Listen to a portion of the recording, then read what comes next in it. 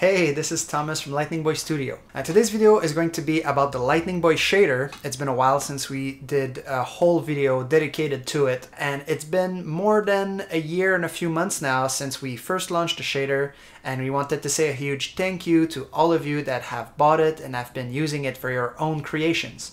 We also want to give a special shout out to many of you that have been tagging us on Twitter while sharing your art. We really like to see what you're working on and how you're using the shader. There's a lot of possibilities here, and some of your own creations are different from what we would have done, so it's super cool to watch. So definitely, if you're using the shader and you want to tag us, please do that on Twitter. We always try to give a like and a comment. Sadly, sometimes we might miss some of your posts. And it's nothing personal, it's just that there's only 3 of us and we don't have that much time to keep track with all the messages on Twitter, YouTube, and we also answer all the emails that we receive. So if we skip something, it's nothing personal, it's just we missed it. And you can tag us a second time and there's a good chance we'll see it next time. Alright, so we have done multiple videos about the Lightning Boy shader and how to use it, but the shader itself has changed over its life, and it might be confusing for some of you sometimes to follow an older video, so we wanted this one to be our latest, most clear video, and also I'll be answering a lot of commonly asked questions that we have seen since launching the shader. So this video is more targeted towards those that are new with using the shader or have very specific questions. So we've divided this video into chapters, and feel free to go directly to a category that might interest you, because right now I'm about to be repeating some stuff that you might already know. Okay, so first of all, what is the Lightning Boy shader? For some of you, it might be the first time hearing about it. It's a shader we've designed to make non-photorealistic rendering in Blender, specifically using the Eevee real-time renderer. Non-photorealistic generally means trying to get a toon shaded look, but it's actually much broader than that, and you can get a lot of different looks. Now, just so you know, we do have a tutorial series on our YouTube channel that is completely free on how you can make your own toon shader in Blender. And as you will see, it's actually quite complex. It's quite a long tutorial series, but it's really interesting if you're looking to learn how shaders work in Blender, and if you want to understand what is going on under the hood with the Lightning Boy shader. So yeah, if you don't want to pay, I would redirect you towards this video series. However, if you were to buy the Lightning Boy shader 2.0, actually at the time of recording this video, we are now at version 2.1.3. There are definitely new functions that have been added, but really I would say that the best part of this new shader is how easy it is to use for an artist. Alright, so in order to buy the Lightning Boy shader, you need to go to our Gumroad page. The link is going to be in the description of this video. So once you buy the Lightning Boy shader, you will receive a zip file along with a PDF that contains a lot of documentation on how to use the shader. We really recommend that you read through this PDF, especially if you're blocked and none of our videos are answering your questions. It's very likely that the info you need is somewhere in there. So now let's jump in Blender, and we're about to hit the first wall that some of you have been encountering when trying to use our shader. The first thing that you need to ask yourself is which version of Blender you're using and which version of the Lightning Boy shader do you have downloaded. So for example, at the time of recording this video, you can see I was using 3.1.2, and the version of the Lightning Boy shader that I was using at the time was 2.1.2. But before we could release this video, Blender released a new version, which is Blender 3.2. So now that a new version released, many of you have told us that you have seen some new glitches. In this case, the colors in your scene was now appearing too bright when using the Lightning Boy shader. So we have fixed this with a brand new version of the Lightning Boy shader, which is 2.1.3. And this is very important. Lightning Boy shader is not compatible with every version of Blender. So we are doing our best to keep up with new versions of Blender, but keep in mind that it does take time for us to make a new version of the shader every time. So if a new version of Blender comes out and you really want to get it right now, just be aware that there might be some glitches for a little while until we patch the shader. Another thing that is very likely to not work is to download an alpha version of Blender and try to use our shader with it. Basically, these versions of Blender are work in progress. They're kind of unstable, and they very often break the Lightning Boy shader. So just keep in mind, we always wait for an official release of Blender before making a patch. Simply keep an eye on our Twitter page or our Gumroad page. where we will always tell you which version of the shader is the latest and which version of Blender it's compatible with. So after you download the Lightning Boy shader, here is how you install it. So you're gonna go in Edit, Preferences, and you have a bunch of options. You wanna go to Add-ons here, and you wanna go to Install, and you gotta go to where you put the Lightning Boy shader. Okay, so in my case, it's here. So then you click on the zip file and you click Install Add-on. Then if you don't see it right away, here in the search bar, you want to type Lightning Boy shader. As soon as you start looking for it, it's gonna pop up and you want to click on that to activate it. But what happens when you do download a new version of Blender? In this case, I upgraded to 3.2. Before installing the new version of the Lightning Boy shader, you want to go in the Preferences, Add-ons, and you want to remove the old version of the shader that you currently have installed. So in this case, you can see it says 2.1.2. I'm gonna hit remove, and then you want to close Blender and reopen it again. Okay, so now that I've rebooted Blender, I can go back to the add-ons option and find the zip of the new version of the Lightning Boy shader I wanna install. In this case, 2.1.3. Once you install it, you activate it once again, and now you can see that the version number has been updated. So you're now good to go. But let's say that you made a character using the Lightning Boy shader and you're very happy with the result.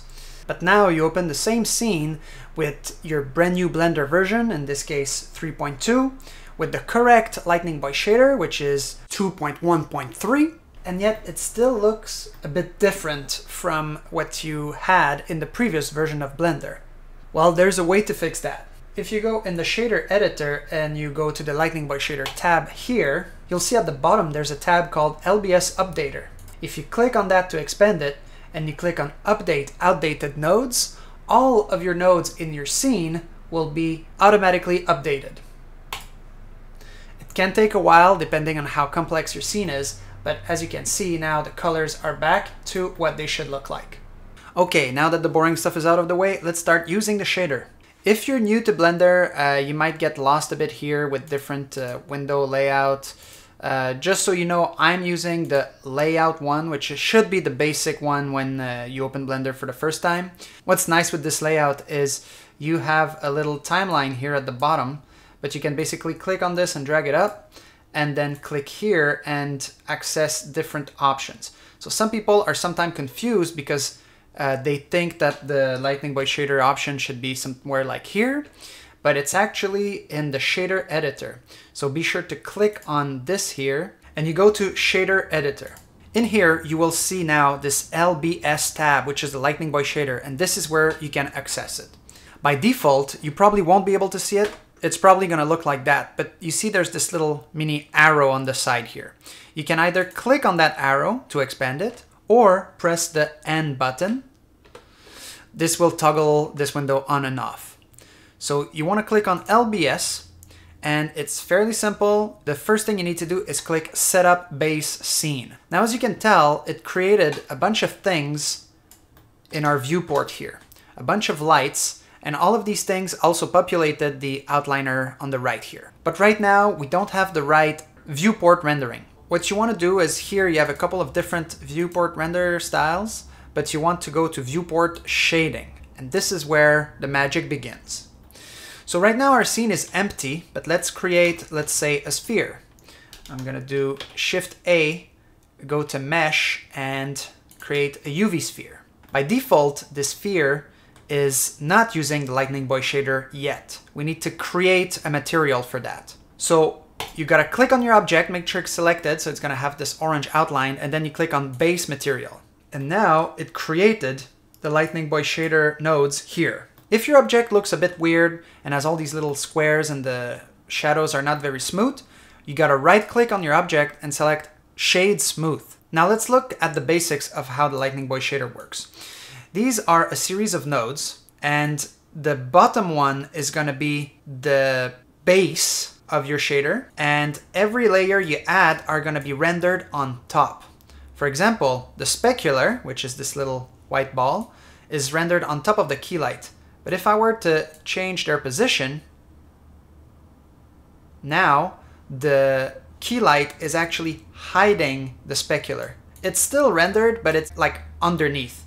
So you don't want that. The order in which you plug things is very important. Okay, now we're gonna hit another obstacle that a lot of you have been struggling with. You wanna see more options in those nodes, right? So you might be tempted to click that little arrow, but that's not right because that doesn't expand the node fully. So to fully reveal what's inside a node like this, what you need to do is click on your node and press H. Now you will see all the values that you normally want to tweak. If you already clicked on the little arrow and you press H, it will actually close it, so you will need to press it twice to expand it fully. So now you might be wondering, like, what's the deal with this H shortcut and the arrow? Why wouldn't the arrow simply show all of the options inside the node? The reason is we wanted to keep those nodes clean. As you can see, when the node is collapsed, you only have two input, the color and opacity. And that's what you see if you click on the arrow again. But if you press H, and now you close the little arrow, there's a bunch of inputs which actually you will most likely never use. So by having this H separated, we can keep our nodes clean when you bring them in the shader editor, and you can simply press H to reveal them and tweak everything you want. If you're ever lost and for some reason you forget the H shortcut and you're stuck here, remember that you can always go to the material properties, and here everything is going to be visible. All right, so this is another way to access all the values of your shader. So now that you have all the options, you can now use the Lightning Boy shader to really alter the way that your shader looks. For example, you've got the softness value here, and if you put it very low, this starts to look like a toon shader. Okay, so let's have a look at some of the other elements that come with the Lightning Boy shader. Here you have some virtual lights. I won't be talking about these too much today, but know that they exist, and if you need more information, you can look in the PDF. Basically, these are extra lights that you can use in your scene, but they won't cast any shadow. If you want to cast a shadow, you really need the main lights. So this can be useful or not depending on your needs. Here are the main lights that come with the Lightning Boy shader, and this is what you'll be using primarily to light your objects. So if we look at them, they all have a name, right? Like this is the character key light, this is the background light, and this is the extra light. And as you can tell, if you click on one of those lights and you click on this little icon here, these are the information related to your light specifically. Now this is very different from how lights are normally used in Blender, and so once again that can be a little trap for newcomers. You might be tempted to change the strength here or change the color here, but you might notice these colors are a bit unique. They're red, green, and blue. So you want to be sure to never change these lights' colors. And regarding that strength value, you also want to leave it as is. Although I will share an example later in this video of when you might need to actually tweak that value. And what they do, these lights, is they really just tell the shader where the light is coming from. And that's kind of the only thing you want from them.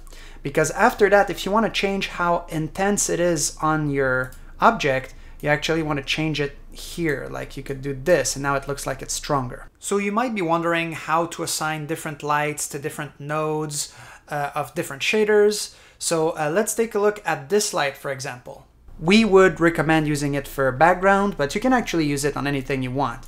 And to update it, let's say I put this one here. You can click on your object that has the material, and in the key light setting here, you can see here there's a tab, and you can choose between the character key light, background key light, or extra key light. So if I change it to background, you can tell like now this light is controlling the light. And if I want to go back to the character key light, I click this, and now if I move this, it'll work. Now in a previous version of the shader, there was a little glitch where changing this tab wouldn't update right away. If you see a little glitch like that, we would recommend downloading the latest version of the shader. But if for some reason you're stuck in a version that had this issue, you simply need to unhook the key light and hook it again, and it will force it to update. But it's been addressed, and it now works with the shader version 2.1.3. Okay, now let's say that you want to add more nodes to your shader. Don't worry, you're not stuck with only 3. You can actually click on that little arrow to add more, or type in a number, and I think you can go up to 20. Yeah, 20 is the max. So if you want to add more nodes and you're looking for where they are, the best way to look at them would be to click somewhere in the shader editor with Shift A, and now that you have installed the Lightning Boy shader, you have this new category called the LBS nodes. And here are all the nodes that come with the Lightning Boy shader. So a good example would be adding a 2D rim light here. So I just click on that. And then I use the green output to plug it into the green input of the Lightning Boy shader. It can take a little while to compile when you add a new node, so that's kind of normal. And once it's been compiled, you can now move freely and it'll be pretty quick. And as you can tell here, now I can rotate my camera and I have this 2D outline that just follows no matter what I do. I can change its color, I can change its softness, its range, and its position. Like many nodes, you can actually invert it and have a cool effect with that. Okay, so that's enough example using just a sphere. Now I'm going to use a character because it's going to be much easier to show some real examples of what can happen when you use Lightning Boy shader on a character for your actual projects. This is a Star Fox model that I shared on my own Twitter page. This was a practice exercise that I did. I wanted to get better at modeling in Blender and at using the Lightning Boy shader. So I know that many of you are curious about how we use the Lightning Boy shader on our own Dinomancer characters. And sadly, the truth is, this is a bit too complex for this video that we intend to be more for beginner users. This Fox model here uses a very simple version of the Lightning Boy shader. And there's actually not a single texture being used, not a single mask either. Actually, I haven't unfolded any UVs for this character except for under the feet. But for everything else, I just straight up applied the shader and tweaked it to get the colors I wanted. Okay, so this is not exactly related to the Lightning Boy shader, but I'm gonna share some very basic modeling tips. As you can expect, if your model has a lot of weird issues, those will also cause issues with the Lightning Boy shader. So I'm gonna try to go over some of these things. And at the same time, this is something that a lot of you have been requesting. We often see requests for a tutorial on how we make our characters. And so this might give you kind of an idea on how we model our characters. As you'll see, it's really nothing special. So I like to use the Auto Mirror add-on. What it does is now here, if I hit the N button, I expand this little category here, and in Edit, the Auto Mirror option is now available. So in order to create a new piece of geometry, I'll hit Shift plus A, go to Mesh, and most of the time I will start my modeling with cubes.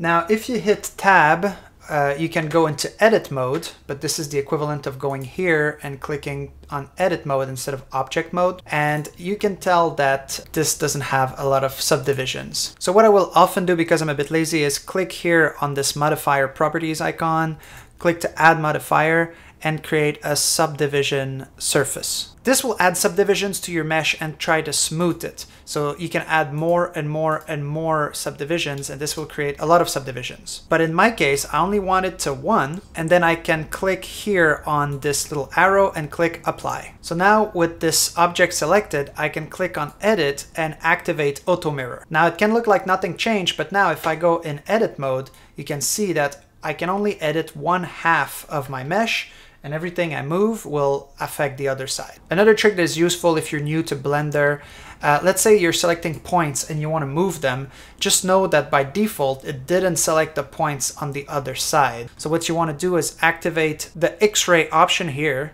and now you can see through your object in 3D, and now when you select everything, it does select both sides. So the first thing I would do is try to place my points to get the shape of the head of my character. And using the loop cut, I can add points exactly where I need them to get the shape that I want.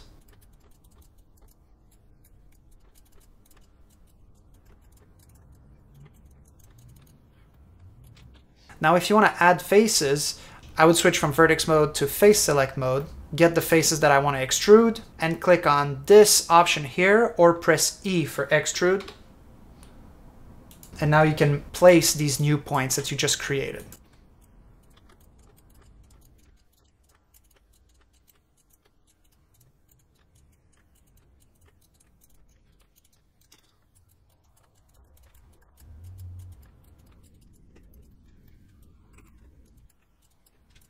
So the reason why I like this technique is because it keeps everything very clean. The topology, which is like how the mesh is made with all these little lines, is all made of quads. Now, if you're new to modeling, you might not know this, but basically when you're using quads, it's kind of easier to tweak later on. For example, if I use the loop cut, because everything is made of quads, I can add a loop cut virtually anywhere and there won't be an issue. However, let's say that there's a triangle somewhere like here. Now, if I try to add a loop cut, it will actually break and not go all the way, as you can see here. Of course, in the video game industry, they tend to use triangles in order to optimize their mesh and keep it as light as possible. But if you're doing a model or an animation in Blender, you might want to use only quads. So now let's say I want to add some more details to the muzzle here.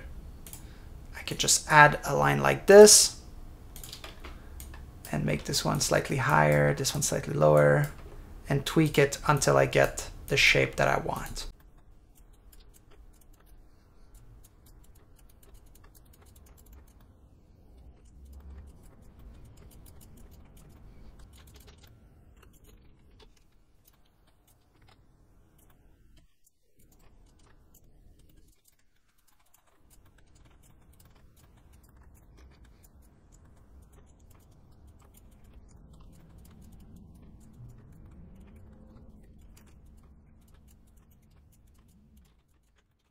So at this stage of modeling, you really want to keep as little points as possible. And every time you create a new line, you have to be sure of why you want to add it and where you want to add it.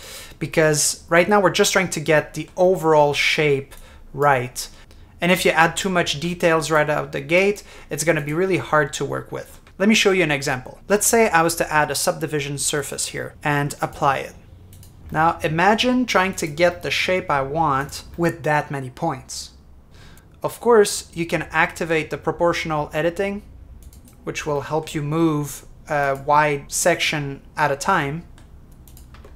But it's still much more tricky to get a good result that way compared to just tweaking a few points here and there. Okay, now I'm gonna switch back to object mode and hit GZ to move my head just in the Z-axis and start working on the body.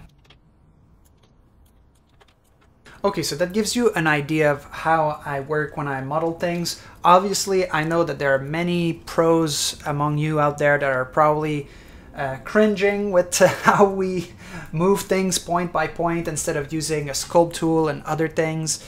Obviously, there are many ways to like speed up the process, but this is kind of a beginner-friendly approach that we thought might be useful for some people that are struggling to get started out there. So now I reopened an actual older version of my Fox model that I did a few months ago when I was beginning to work on this model. And it's about at this stage that I want to start working with the Lightning Boy shader. So you remember what to do, right? Basically, you open the shader editor and then in the LBS options, you click Setup Base Scene, you click on your mesh, and you create the base material. So let's see what it looks like. So one thing I would like to do here is get rid of the specular, because I don't really like it, and start to give more of a toon shaded look to my key light. What I like with this is I can take my light and move it around and see how the mesh reacts to the light. Now let's make a new shader for the head, which is going to be basically a fur color. So I'm going to go to the material properties here and click on this icon to create a new material based on the one that is currently applied. So this is where we've seen many questions where people would get confused. Basically, when working with the Lightning Boy shader with a color and a key light, you gotta think of it as the opposite of what you would normally do. Instead of using the base color for the color that you have in mind for the head, you actually want it to be darker. Your base color is basically your shadow layer. And then with this key light, now you can get the brighter color that you have in mind for the head. Okay, now let's say I want to add more colors. Normally, you probably would want to use a texture and hook that up in the color here, but for that you would need to unfold UVs. For this tutorial, I'm going to keep it very simple and I'm not going to unfold UVs, so I'll show you how to apply different materials on specific faces. So I would make a new material slot here, apply the fur that we already have, and then create the new material based on this one. I'm going to call it Fur Bright.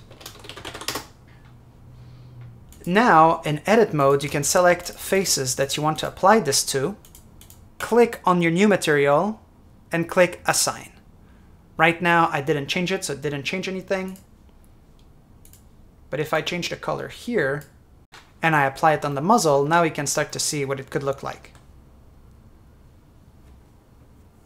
From there, I added more details to the head. So I created the eyes, eyebrows, and helmet. As you can see, the eyes are actually just planes that I put on top. The pupils are spheres that I stretched up a bit. And the eyebrows and helmet are both made from a cube, as I showed you before. So as you can tell, the eyebrows here have some triangle in them. Personally, I would recommend avoiding them as much as possible, but once in a while, you kind of don't really have a choice to get the shape that you want. So don't worry about it too much.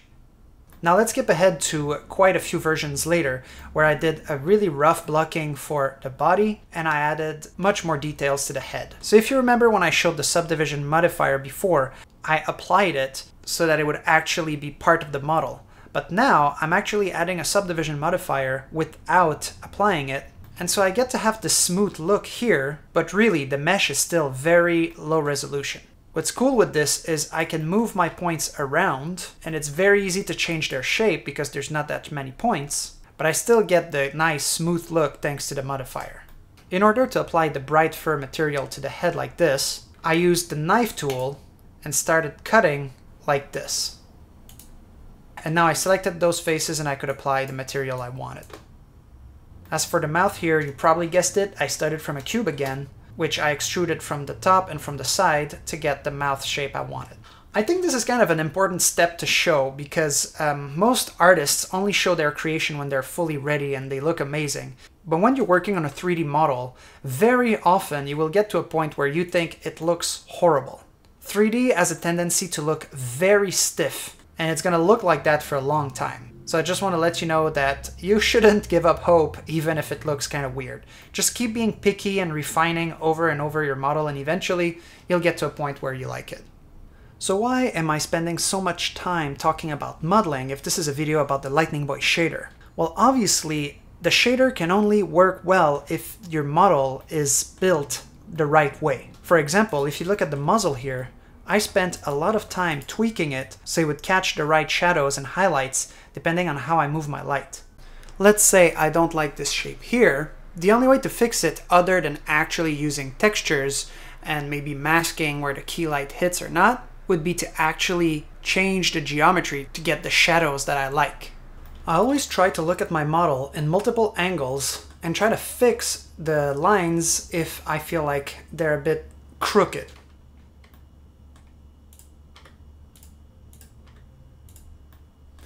So if we look at the line from this angle, it needs to be straightened up a little bit.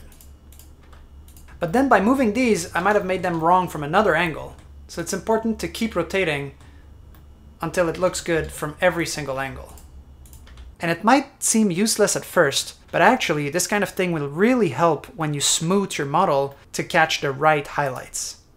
For example, let's say that your mesh has some weird geometry like that. Of course, this is a very extreme example, but it's just a show. Then you might be wondering why you're getting some weird shadows that kind of make no sense on your character. Well, in this case, it's because this mesh is just wrong. You need to have a topology that makes sense. If I undo that, you will see that you get better shadows. Now, you might be wondering why is there all of these little weird artifacts? That's because right now the model is not subdivided a lot. And also because in our render properties, the shadow cube size is too low. So it creates all of these weird shadows here. You can bump up the resolution of the cube size and of the cascade size over here. So one cool thing about using the subdivision modifier as I was showing you before is, for example, this part kind of looks nice right now. I mean, it's simple, but it works. But if you look at like the actual geo, it's very crude. So you can get like a smooth result with very few points. Although sometimes it's not exactly what you want. So there are multiple ways to fix something like that. So one solution is using Mean Crease. So let's say here I selected all the edges around the glove. If I press N to open this menu here and I go to Item, there's the option to adjust the Mean Crease. So if I start cranking that up, you can tell that it's like getting closer to the edge, and now the glove looks a bit more sharp. So Mean Crease is great to keep your amount of lines very low, but I'm not exactly sure how well it exports to other softwares outside of Blender, so you might want to research that a bit if you plan on exporting your model to a game engine or something like that. In this new version, you can tell that I started to work a lot on the scarf, and I wanted it to catch some cool shadows and highlights. So as you can tell, I have actually very few points considering the amount of detail that I'm getting. And I was actually pushing some points in quite an extreme way to make sure that it budges far enough so that it can get a cool reaction to the light. So this is a great example of modeling while using the Lightning Boy shader to be sure that I get the shape that I want. And as you can tell too, once I was happy with how the scarf looked, I applied the subdivision modifier, and now I can add a new one to just make it really smooth and react well to the light.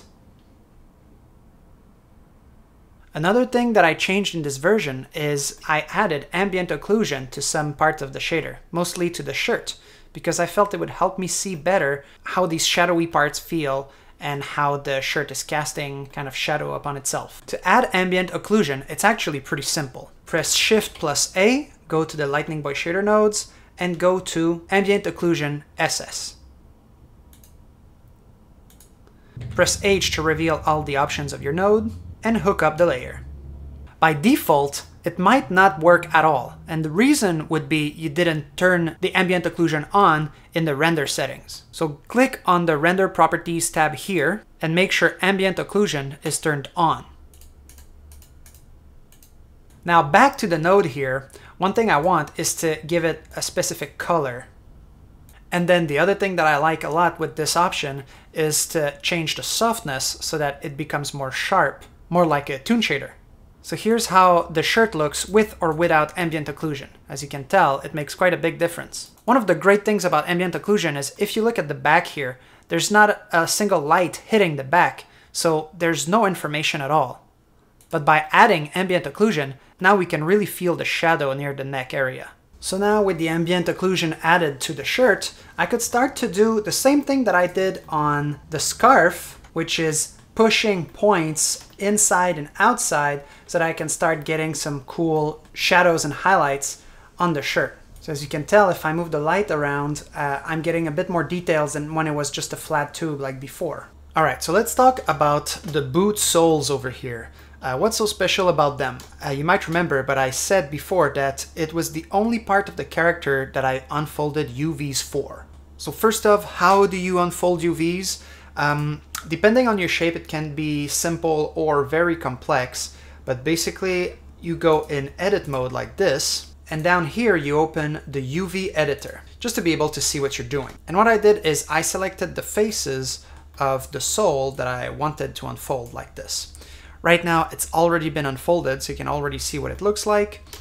But normally you could place your camera roughly how you want it and click on UV, project from view. But in this case, because this is actually a flat surface at the bottom, you can actually place your camera in the Z axis, and that way if you do project from view here, you'll get exactly what I got. Of course, to unfold something more complex like the whole leg, it would be way trickier. You would need to create a bunch of seams in very specific places and unwrap using the unwrap option here. There are great videos on YouTube on how to unfold UVs, and it's kind of a deep topic that I don't want to get too deep into right now.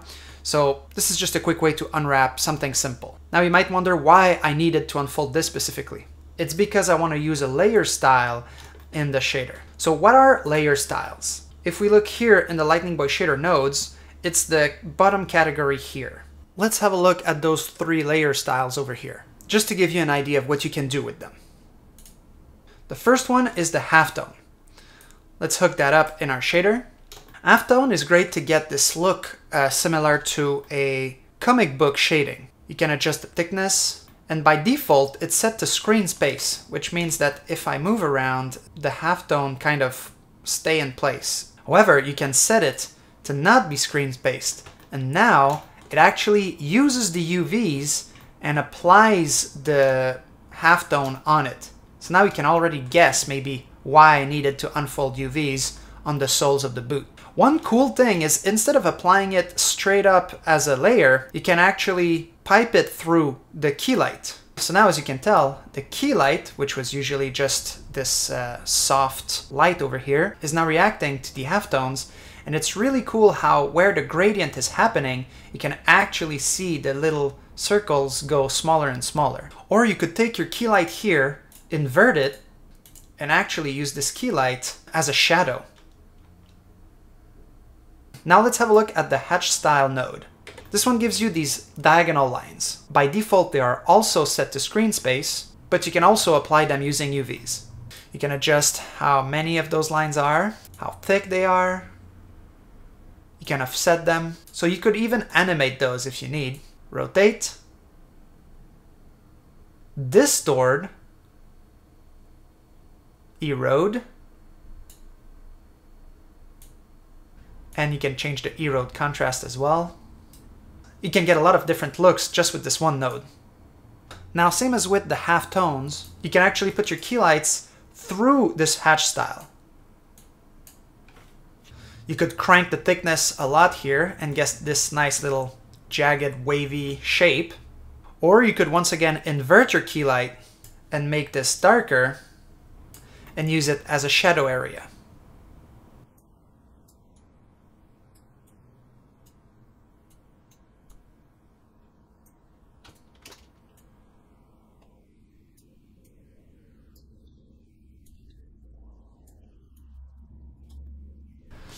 Alright, so once again, a lot of different looks you can get here.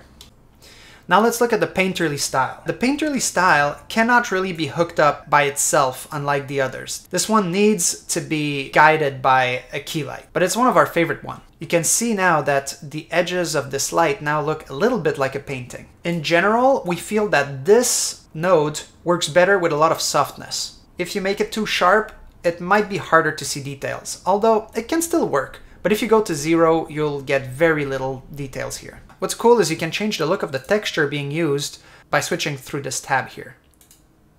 And you can also use your own custom texture.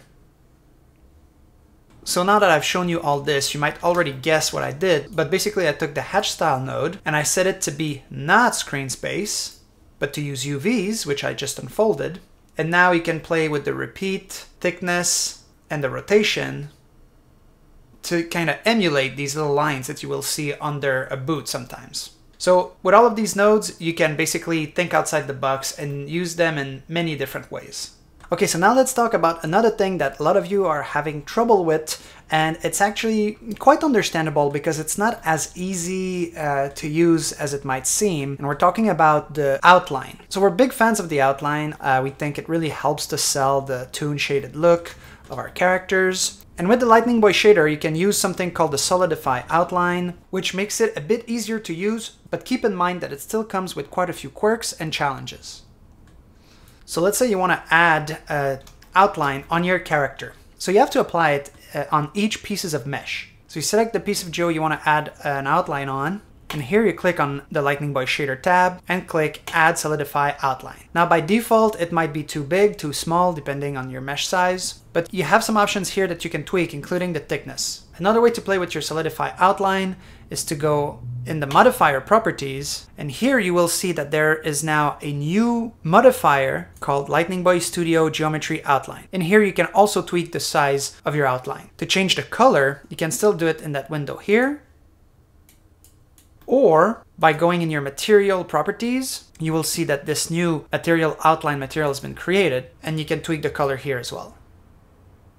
One thing that is cool with this is you can actually choose a color other than black and tint your outline depending on which mesh you're using it on. This can help give a lot of personality to your outline. Now, how this outline is created is actually a bit of a cheat. We're basically duplicating that geo. So basically there's a second version of the arm that's being extruded and is basically bigger than the original one. And we're only rendering this mesh from the faces that are inside it. So it might be a bit tricky to understand if you're not familiar with this technique, but basically it's not really just an outline, it's a duplicate of your geometry. And this can cause some issues because it means when that geometry is going through another geometry, it can start rendering in weird ways. Sadly, there's not a perfect fix for this. In general, it'll look a bit better the thinner your outline is. So what we end up doing often is, let's say we have a shot of our character from afar,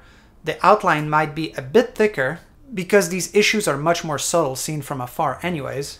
And when we have a close-up shot, we might change the outline and make it thinner so that it's a bit less obvious. Now, if you want the same outline color everywhere, you don't have to worry about this next part too much. But if you want a different color on every pieces of geometry, then I would recommend that you change the name of this material outline that you adjusted here. So I'm gonna name it outline fur. What it does is now, let's say I create a new outline on the shirt, it'll create once again a default version of that outline that is black once again. Okay, so let's say I shrink the scale here and give it a specific color. Now, if I don't do that, if I don't rename this Lightning Boy shader outline material, and I want to apply a new outline somewhere else, let's say on the tail, you will see that this new material outline has been generated, but it's not black. It's using the same color as the other one because the name has not been changed. So let's undo that. Name this one Lightning Boy shader outline shirt. Now, when I create an outline here, it'll be the default version once again. As you might remember, on the head here, there's actually two material.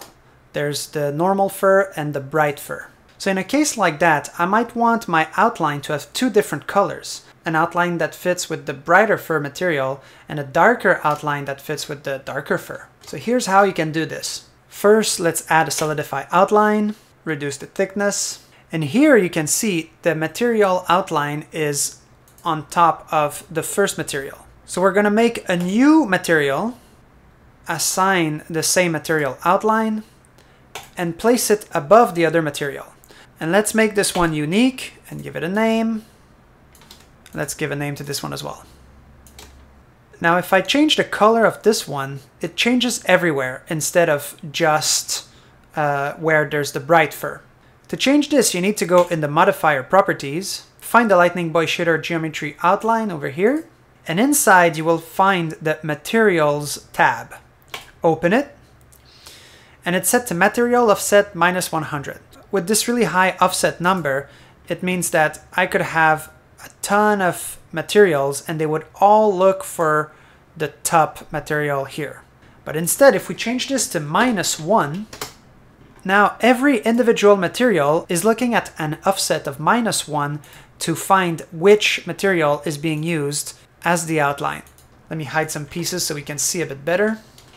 So you can clearly see the white outline and then the black one on the side here. We can now adjust the colors how we want. And now we have a different outline for both materials on the same mesh. Now, sometimes you'll have some problems where the outline will be crashing through some of the geo, like here and here. The best way to fix something like that is actually to alter your geometry a little bit to help reduce these kinds of issues. Another example would be this scarf here. So if I look at the scarf with the outline, I don't like that I can see a bit of the green crashing through the outline. So what you want to do in a case like this is grab your geo and move it out a little bit so that it's not so close to the chest anymore. So this is a bit similar to how I was using the Lightning Boy shader while modeling to get the right look. When using the solidify outline, you might need to adjust your geo specifically to look right with an outline. Let's look at another example of a struggle that I faced when playing with the outline on my character. So the eyebrows, if you remember, are their own geometry like this. So obviously they had to use their own solidify outline. But the thing is, this mesh is actually so close to the eyes that as soon as the eyebrows have some thickness to them, it causes a lot of issues with the rest of the eye. And so the only way I found to fix the issue was to make the thickness very, very thin. So from a normal angle like this, it passes, and you can barely feel the presence of the outline, but at least the eyes look fine. You might still get away with some of these weird rendering issues on parts like the arms or elsewhere in the body, especially if your character is in motion. It's not too noticeable. When people watch a character, they tend to look at the eyes the most, so you definitely don't want to have this kind of weird line going on. But remember, you can still tweak the thickness per shot. So for example, if I have an angle like this, I could actually crank it up a bit more and it would still look fine. So we really tweak our outlines on a case-by-case basis. So the outline is not just a simple plug and play and you just hope for the best. You need actually to put a lot of effort to make it look good and work. Another thing many of you were asking for is how to have, let's say, an outline on top here of your geometry. Another example would be people asking how to get a solidify outline where the eye touches the rest of the head geo. Sadly, this won't work. The way this toon outline works is only outside of your mesh. So in a case like this, you would actually need to create your own outline for the eye yourself, kind of like I did. Or you could just model it a bit like I did the mouth here, just a bit of geo that surrounds your eye and will always be there. Another thing you can do to customize your outlines would be to go inside the shader of one of your meshes, like the shirt here, and add a 2D outline. The 2D outline is a node that will fake an actual outline, and it can be used in tandem with the actual mesh solidify outline, or it can be used standalone if you prefer. So let's plug it here to see what it looks like. Now you can see this little white outline that's kind of everywhere around the mesh. If I use a color picker and use the exact same color as the actual solidify outline, they're gonna blend really well together. And now you can play with the range to make it go further in or out. And it can help you get some extra details that you might be missing with just the outside outline. Now I'm going to show you one of my favorite aspects of the Lightning Boy shader. If you look at this version of the character compared to the previous one, you can tell that the colors are a bit different. The shadow on his green clothes start a bit more warm and end up being a bit purple at the bottom. This is actually applied a bit everywhere, and I'll show you how you can do that. So remember at the beginning of the video when I was showing you how to do the setup base scene, it will create a bunch of elements in your scene. I didn't talk about these two yet, the linear gradient and the spherical gradient. They both work pretty much the same, but for this example, I'll use the spherical gradient. So let's bring it closer to our character.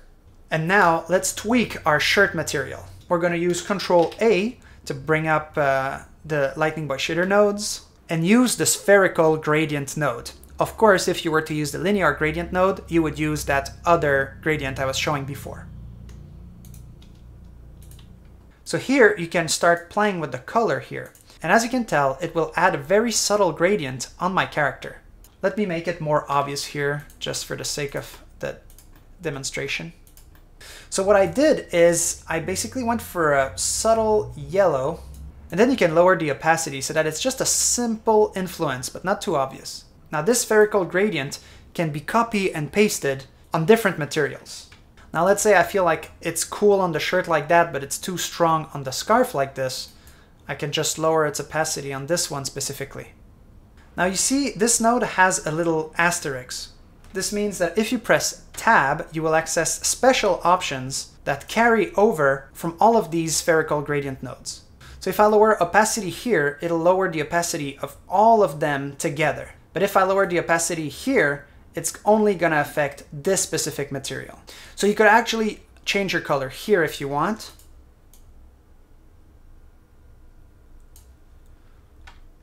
Or leave it as it was, and then tweak your color per material.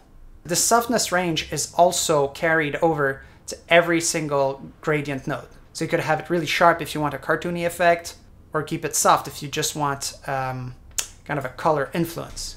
Okay, so now I assigned this spherical gradient on a few more pieces of geo so you can see a bit better what I'm doing. But in my example, I also had it so that near the bottom of the body, it would be more of a dark purple. So how can I do that? One way to do it would be to duplicate this node here apply it here, and then give it a new name. Now remember, when I was tweaking something, it was affecting everywhere, like this opacity here. But now that I created this one and I called it purple, I can invert it, and if I tweak it, it will only affect all the nodes that have this purple label. So if I create yet another one, I can choose to leave it with no name or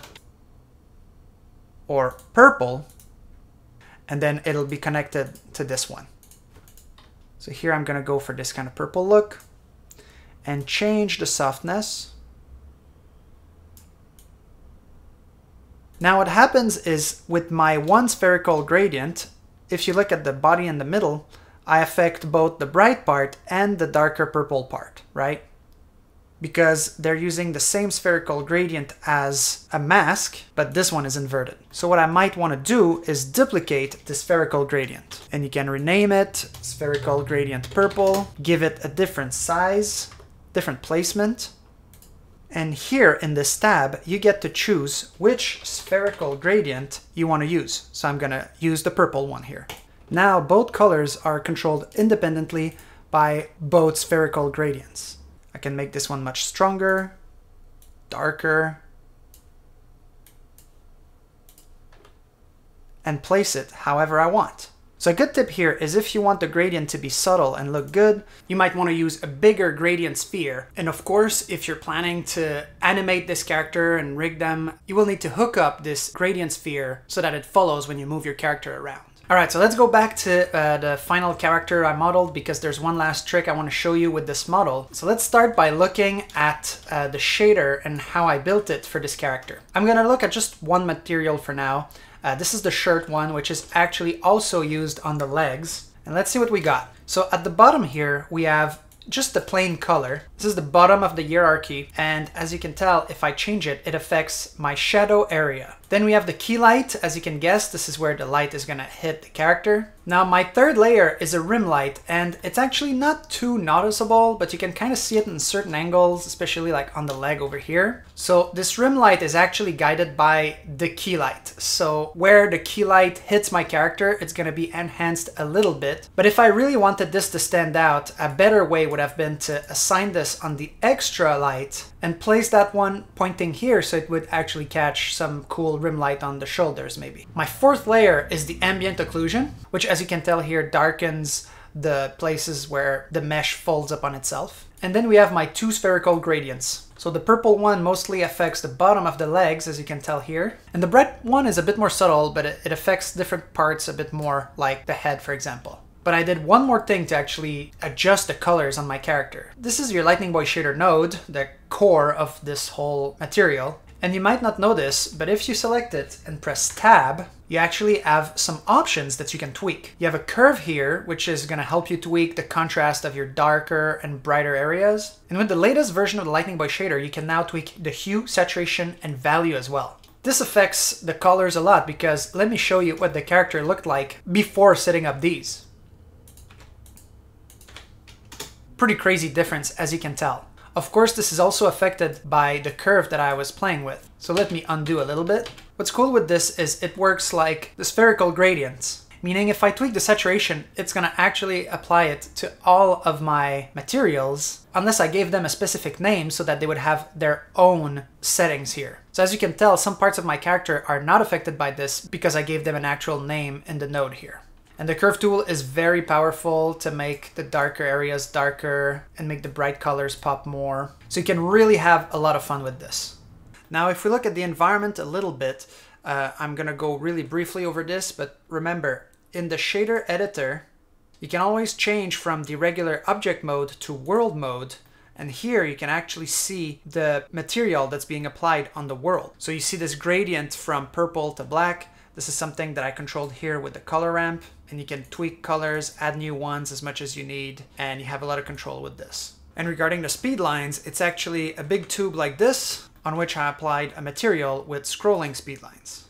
Now I'm gonna go over some frequently asked questions. So let's start with the first one. How do you do glows with the Lightning Boy shader? It's actually pretty simple. So let's say here I have the pupils and I want them to glow red. So the shader for the pupils is very simple. It's mostly controlled by the color here. And what you can do when you want something to glow is simply when you have your hue, saturation, and value, you just want to crank the value above 1. So 10 is good, or you can go even crazier if you need. And now you can see that the eyes are glowing and this red is bleeding around the pupil. Now in some cases, you might not see the bloom work even if you do this. Just make sure you go to your render properties and that your bloom is turned on. You can open the bloom tab and tweak the threshold a bit or the radius of how far this bloom goes. Now another frequently asked question. When you have an open space like this, no one has an issue with using the lights to light their scene. But what happens when you want to do an interior shot? So now that we are inside this big cube, first of all, the lighting itself is a bit weird because the sunlight is only hitting outside this cube. If we pull back, we can see. It's looking like this. But this light is being blocked by our cube and is not lighting the sphere in the middle at all. So the solution in this case is to change your key light from sunlight, which is the default mode, into either spot or point light. But at first you might be like, oh, this is weird, like it's not helping whatsoever. Your spotlight is working, it's just that you need to bring it very close to your mesh to see it react to it. So this is the exception I was telling you about, where you actually need to come in the option of your light and start making it way stronger. By making the power 1,000 times stronger, now my point light is interacting with the sphere, but my walls are so far, they're not being affected still. So depending on how big your scene is, you might need to go for a crazy strength amount. And this might be a case where you would need a specific key light just to light your sphere and a different one just to light your environment. Because you might need a crazy high number to affect your set and a way lower number to interact correctly with your object in the middle of the scene. And of course, you can also change your light into a spotlight, and then it's the same thing. You want to be sure that you have enough power to light your object properly. And if you want to affect all the way to your very far wall, you might need even more strength. Of course, a lot of you are working with textures, and we have received some questions concerning the best workflow for this, so here's a quick overview. So let's say I just want my texture to be applied as the base color. You're going to press Ctrl-Shift-A and search for image texture. And once you find your texture, you can just hook that color output in the color input. And there you have your flat texture applied. But what happens when you want to use a key light and getting some weird results like this?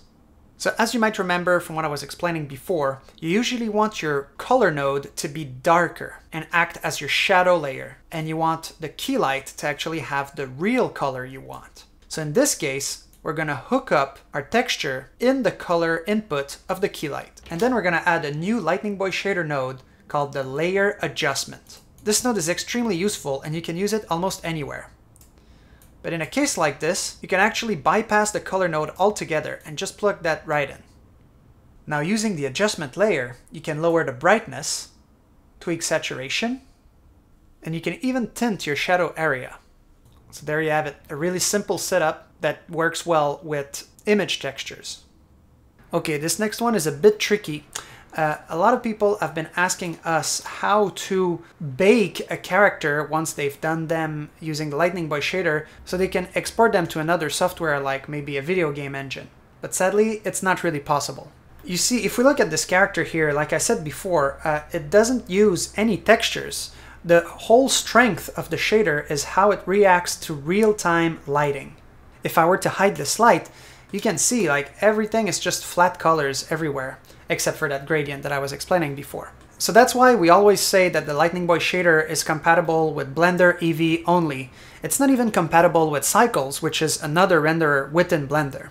The best way to recreate the look of the Lightning Boy shader in a game engine would be to make your own shader inside your engine. There are many games that use the cell shaded look, so you could see a tutorial on how to achieve that in your game engine of choice. And that's pretty much what's going on here, right? Like we want our light to hit our character in a sharp way instead of being soft. Of course, there's a lot going on under the hood of the Lightning Boy shader. There's all the layer styles that I was showing before, the occlusion, the spherical gradients I was showing before, as well as the backlight node, the rim outline, the color adjustment. So it might be tricky to add all of these features in a game engine, but technically you can make any shader you want as long as you're dedicated enough and find the right documentation to help you. And one final thing that a lot of you have been struggling with based on questions that we've seen is how to light properly flat objects like cubes or a sword with the Lightning Boy shader. So sadly, I'm gonna give it to you straight. If you want a really sharp toon shader look, you have to understand that the faces on your mesh are either lit or not lit. And if you have a very flat face, you cannot avoid this popping here. In order for the toon shaded look to look good, you really need a nice curve on your object. And that's why I was spending so long in this video giving modeling tips. You really want to be able to exaggerate some of your shapes in order to get the best shading possible with this toon shader. So one thing you could do to fix this cube here would be to add a subdivision modifier, make it very smooth, change the shading, and then using the Mean Crease I was showing you before, you could have a cube with relatively sharp faces, but still catch some nice details around the edges. Let's do the same thing with our sword here. Of course, this is really crude right now, but you can tell that you'll catch a bit more highlights this way. So just to show you, you do need a certain amount of details to get something interesting with the Lightning Boy shader. It can't be just a cube with very few faces. And this is going to be even more visible if you try to apply a painterly style or something like that to your shader. Look how the transitions on the cube just don't work at all, because they're just too flat, so the transition just cannot look good. By adding more details to our cubes, we can kind of help a little bit, but a very flat surface will always look a bit weird in the transition of the painterly style. So something to keep in mind if this was the look you were going for. Alright, so that's it for today's video. Thanks for watching. I hope you found this tutorial useful and that you'll be more confident using the Lightning Boy shader. As always, if you have questions, keep them coming our way. We'll be happy to answer. And who knows, if some questions keep popping over and over, maybe we'll do another video like this with some of the more frequent problems you might be encountering with the shader. As always, keep tagging us when you post your work online. We always love to see what you're working on. So I guess that's it for now. Thanks again and see you next time.